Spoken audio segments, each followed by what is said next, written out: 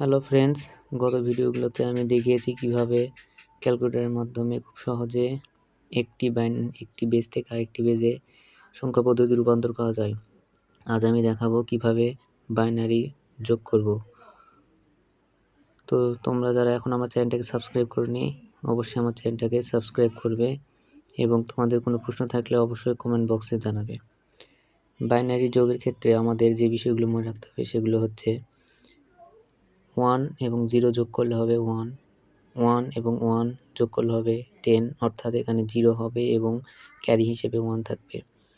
ঠিক তেমনি 1 যোগ 1 যোগ 1 যোগ করলে হবে 11, অর্থাৎ এখানে যোগফল 11 1 হবে এবং ক্যারি হিসেবে 1 থাকবে। চলো এটা আমরা সলভ করি। 1 + 1 10, তো 10 এর 0 নেব আমরা, ক্যারি থাকবে 1, ওই 1 আর এই 1 যোগ করলে হবে 10, তাহলে 10 এর 0 আবার ক্যারি থাকে 1, 1 এখানে এর সাথে যোগ হবে, তাহলে 0 আর 1 এ 1, ক্যারি নেই। আবার এখানে 1 + 1 যোগ করলে হবে 10, 10 এর 0 লিখবো, ক্যারি থাকবে 1, 1 এখানে লিখলে হবে 1। আবার 1 + 1 যোগ করলে হবে 10, 10 এর 0 ক্যারি থাকবে 1, ওই 1 আর এই 1 যোগ করলে হবে 10।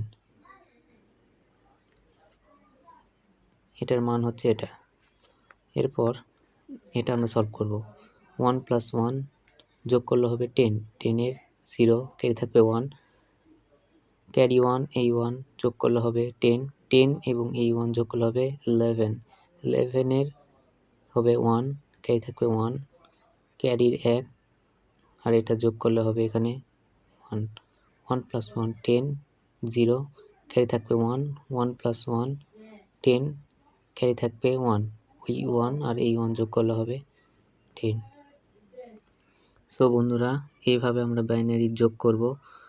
তোমাদের যদি আরও কোনো প্রশ্ন থাকে অবশ্যই আমাকে জানাবে এবং আমার চ্যানেলটাকে অবশ্যই সাবস্ক্রাইব করবে পরবর্তী ভিডিও পাওয়ার জন্য। ধন্যবাদ।